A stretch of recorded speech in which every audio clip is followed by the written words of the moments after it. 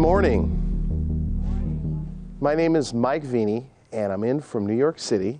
And today I'm going to be talking to you about transforming stigma into strength. And just so you understand a little bit about me, I'm coming from the mental health perspective. And for me, mental health has been a big issue for my entire life. I've struggled with lots of different challenges. And I want you to think about how that relates to you and also your challenges with stigma around being a birth mom with a child with FASD. So when I talk about stigma, what do I mean? Stigma is when people judge you, think negative things about you, or treat you differently. Or stigma is when you judge yourself or think negative things about yourself because you think you might be different. And so today I'm going to talk about that. I used to have a hamster, a little tiny hamster. He died about 3 years ago. He was my pet. I miss my pet. And my hamster, I would never, ever pet this hamster because he had some kind of anger management problem and would bite. And one day, his eye had something in it, and I didn't know what it was, so I had to take him to the veterinarian. And so this is my first time going to the veterinarian with my little pet. I'm a grown man with a hamster. I think they were talking about me, but whatever. So my little hamster had something in his eye. I wanted him to be okay. So I took the hamster to the veterinarian, and the veterinarian put on the rubber gloves to try to see what was in his eye, holding him like this, and my little hamster bit him like that. And it was kind of funny, I thought my hamster was cool, he bit the vet. And the veterinarian then asked a nurse to come in. So you now had two adults trying to restrain my little 2-inch hamster.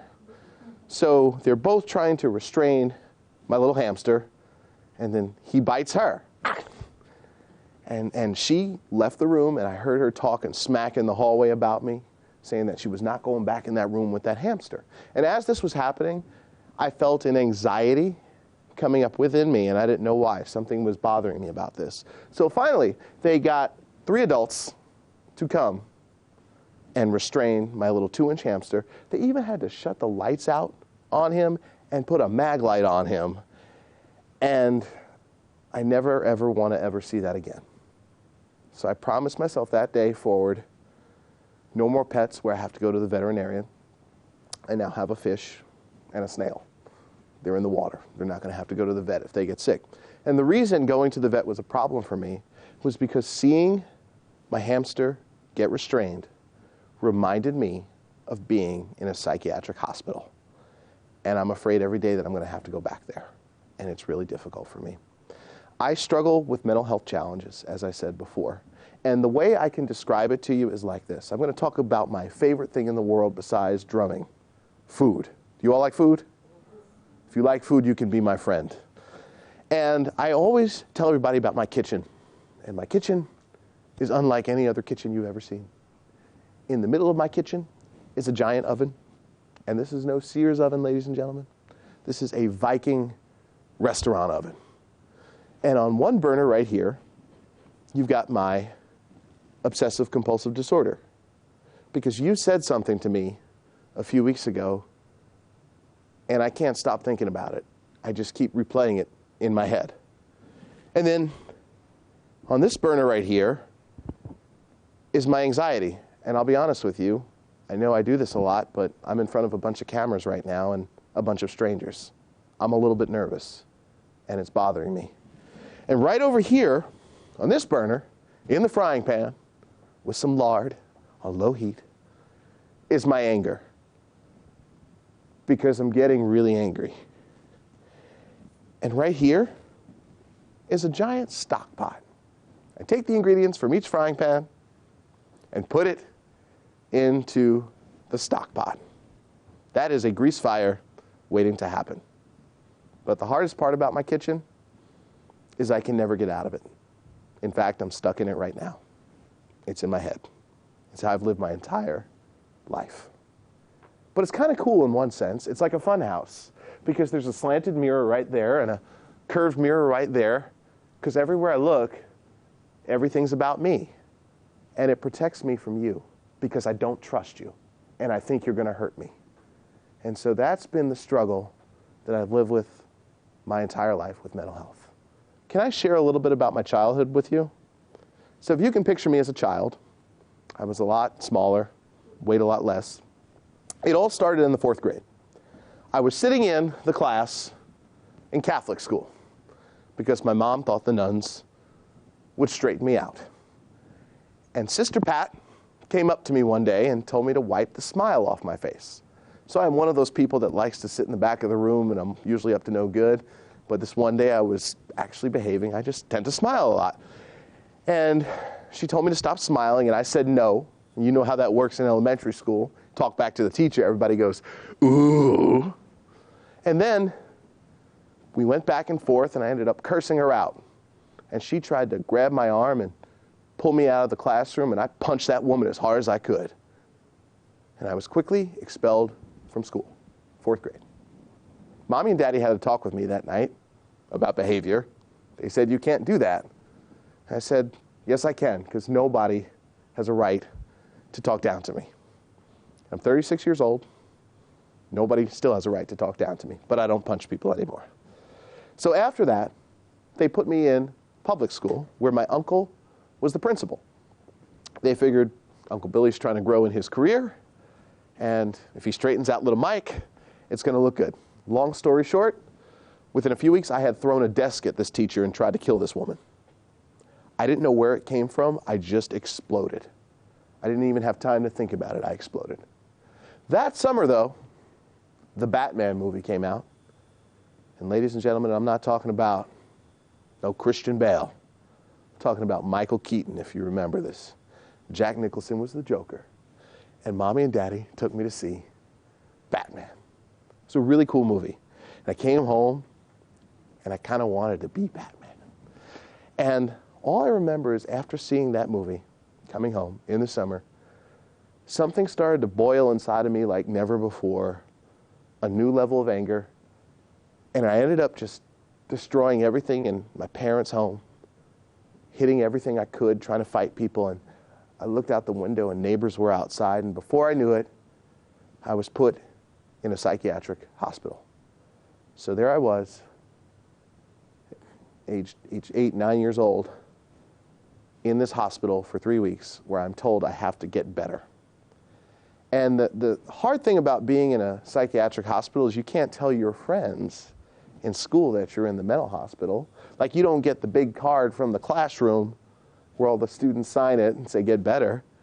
It's just, Mike's going to be away for a little bit. So, long story short, I was in there for about 3 weeks, and I got out. In 5th grade, they put me in special education.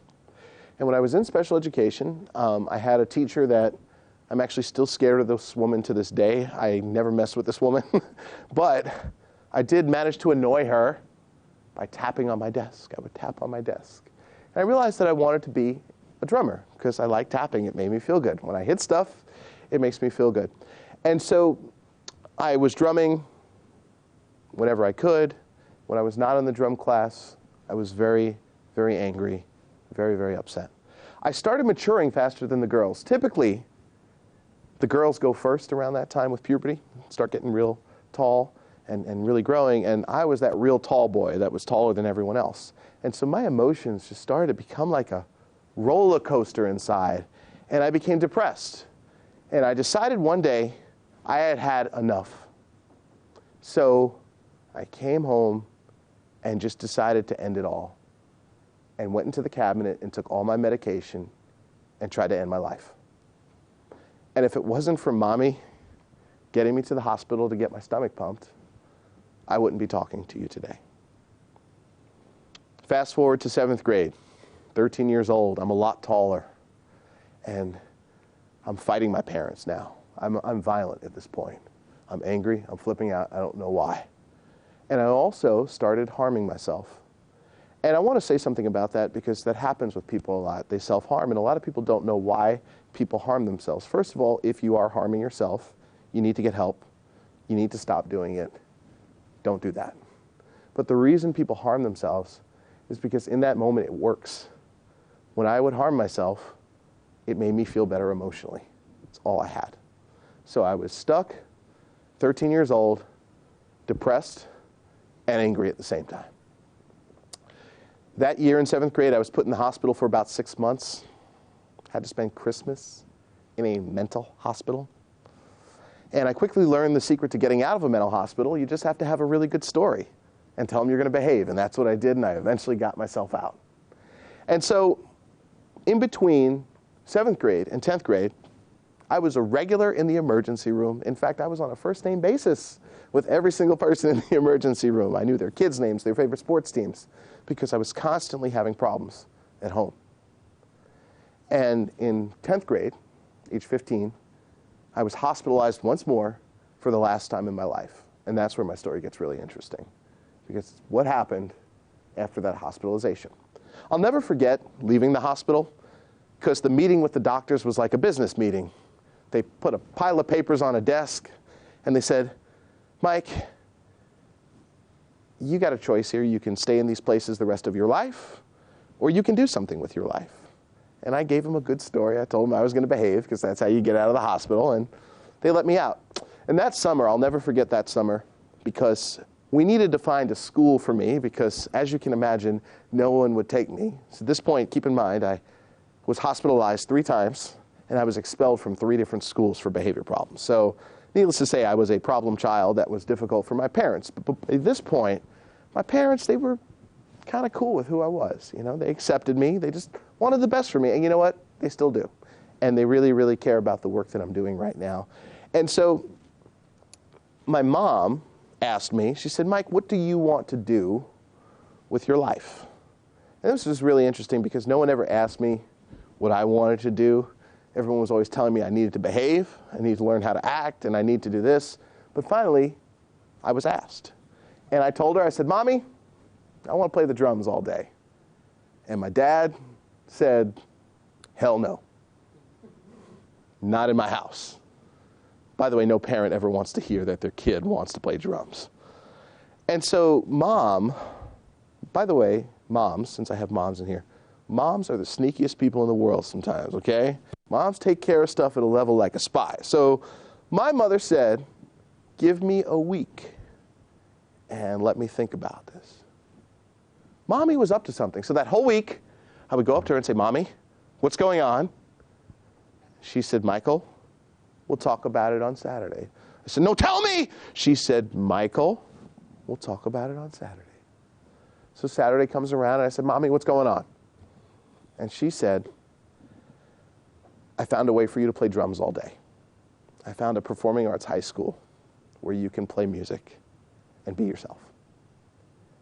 And even as I say it to you now, it's the first time in my life I actually felt hope.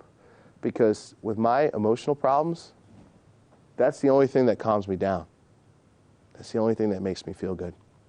So I'll never forget going into the performing arts high school. I was about the same height that I am now, probably 50 pounds lighter. I had hair back in the day, had me some sideburns, a goatee, and a t-shirt that said girls suck. And I remember coming up into the school, and I was amongst my fellow artists. There they were. And about a month into the school year, I started to get angry. This teacher was making me mad. And I knew that this was going to be over real quick. But instead of throwing a desk at this teacher, I went into the room and played my drums.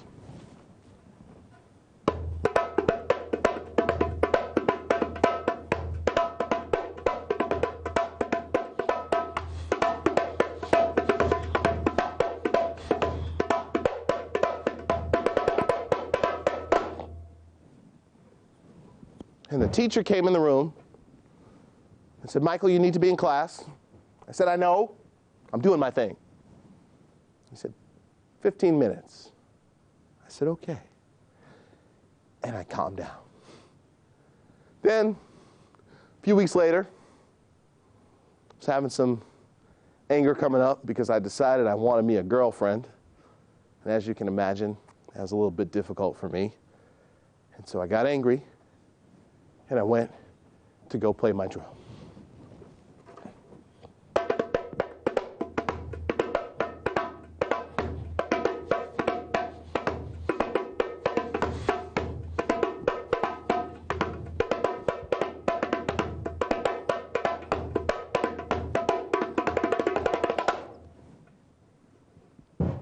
teacher came into the room and said, Michael, you need to be in class. I said, I know. I'm doing my thing. He said, 15 minutes. He said, I hire musicians, by the way. I'd like to hire you to play in my band. And it was at that moment the light bulb went off. When I flipped out the other way, I went to the hospital. But when I flipped out that way, they wanted to give me money. So I decided to become a professional drummer. And for many, many years, I was doing well with my career. My mental health was pretty stable. Life was getting good. But in 2011, I started to have suicidal thoughts. I was becoming angry again, and this wasn't working. And I had a crisis. And I'm going to share more about that with you later, what happened. And I realized that the mental health challenges that I had were always still there, and that's okay. But the hard part was if you and I became friends and you found out that I was mentally ill, I don't know if you're going to want to be my friend. And if you're my employer and you know about my history, you might talk about me and say mean things about me. So I felt this backpack that I was carrying around with weights in it of people having to discover me. And I decided at that point that this was stigma. I was experiencing the effects of the stigma surrounding mental illness. And you can feel stigma around anything. So I needed to get help, and the only way that I could get help, because by the way, when it comes to mental health, it's really hard to get help if you need it right away. Sometimes it can take weeks or months, even with a fairly decent mental health system. So I decided to create my own program for myself, because that's all I had. And I realized at that point that stigma starts with shame. I was feeling ashamed about my history, my past. The shame led to silence. I didn't want to talk about it. I didn't want you to know about it. And the silence led to self-destructive behavior, sabotage, and potentially suicidal behavior. So again, stigma starts with shame. The shame leads to silence, and the silence leads to self-destructive behavior. But ladies and gentlemen, this is my first time here in Minnesota, and I might have a solution for you to this, and that's where I want to talk to you today. Stigma starts with shame. The way you transform shame is you have to learn to take care of yourself. When you take care of yourself, no matter what has happened in your past, you start to feel better about yourself. Can I tell you about my hamster again? Back to him.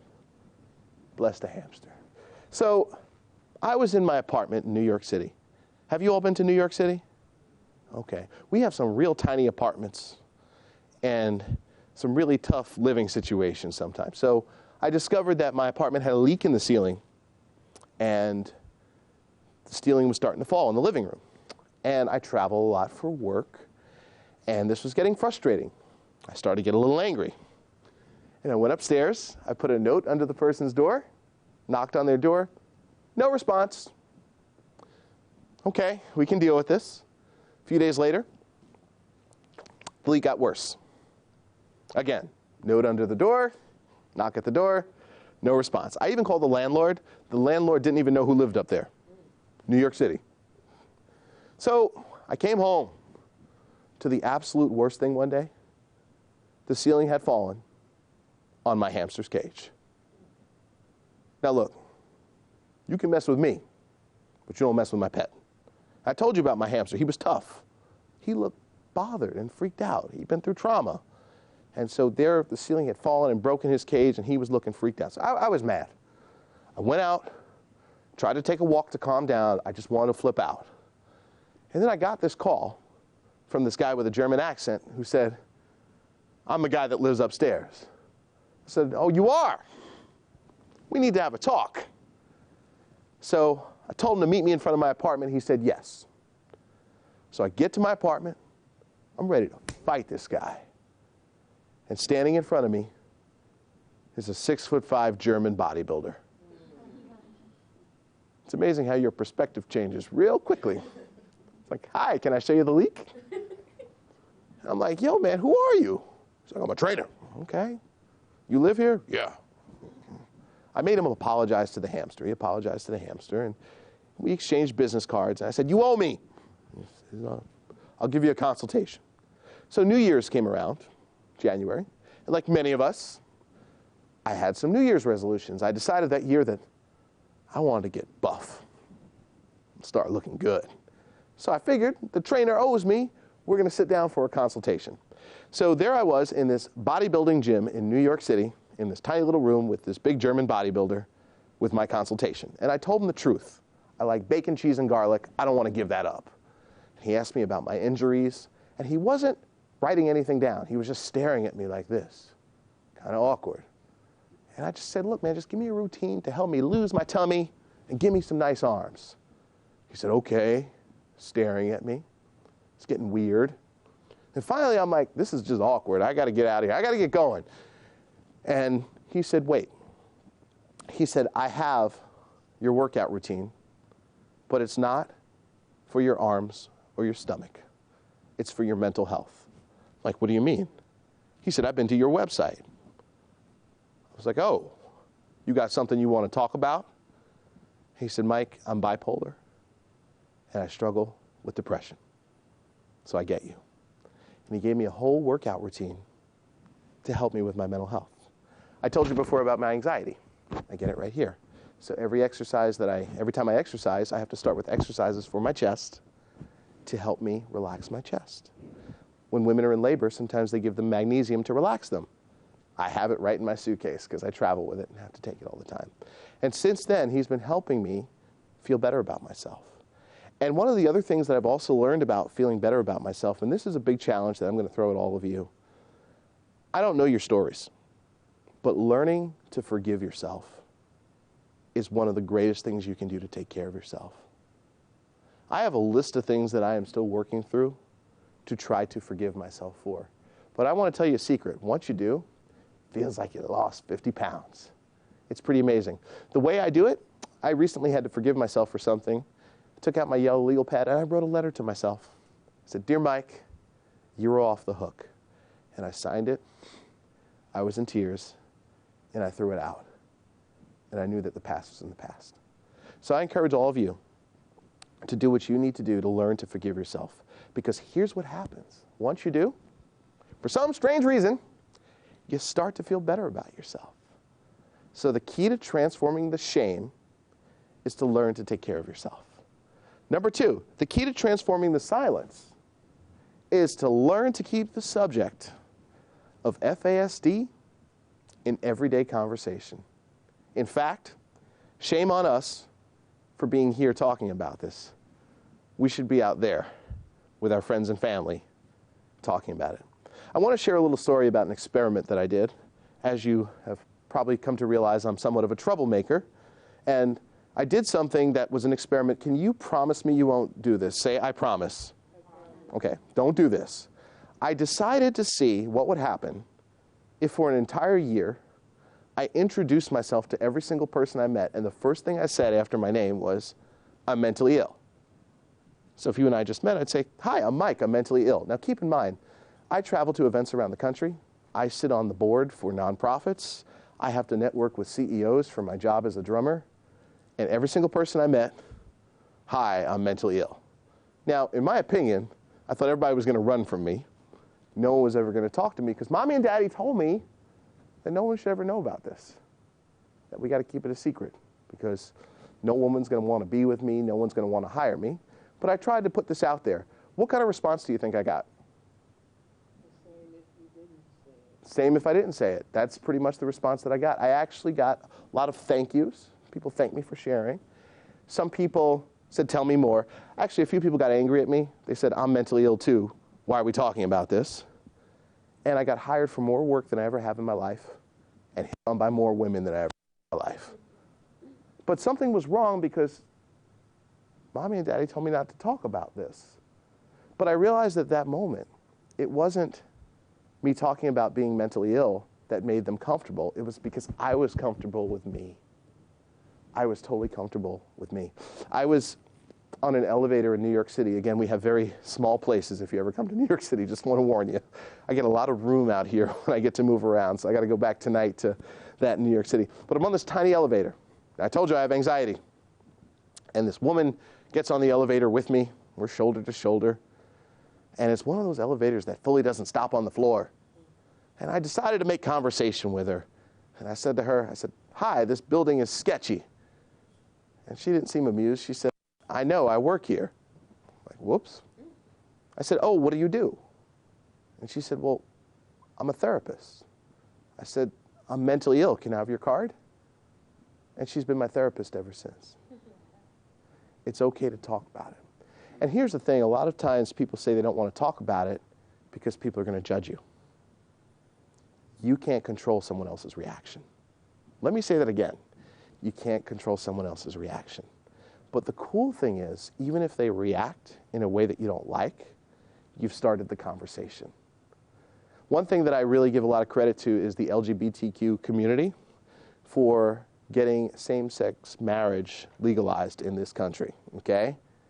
These people were running their mouths about it for many, many years. And even if you are against it, whether you're for it or against it, doesn't even matter.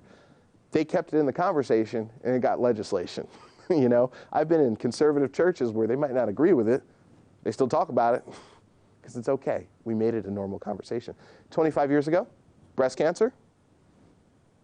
Nowadays, I think some woman I saw on Facebook put her mastectomy on my newsfeed. So it's totally normal. So when it comes to FASD, you have an opportunity here to start making it a normal conversation for people.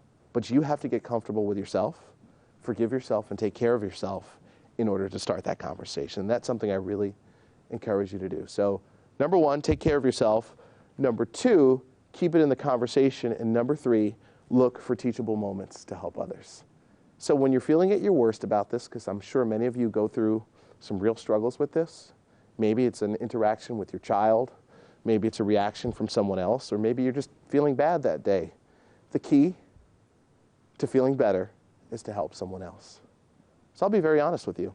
Last night, in my hotel, I'm lying in bed, knowing I have to be here today, and I'm in physical pain. My mental health issues give me physical pain every single day. And I'm curled up crying in my bed.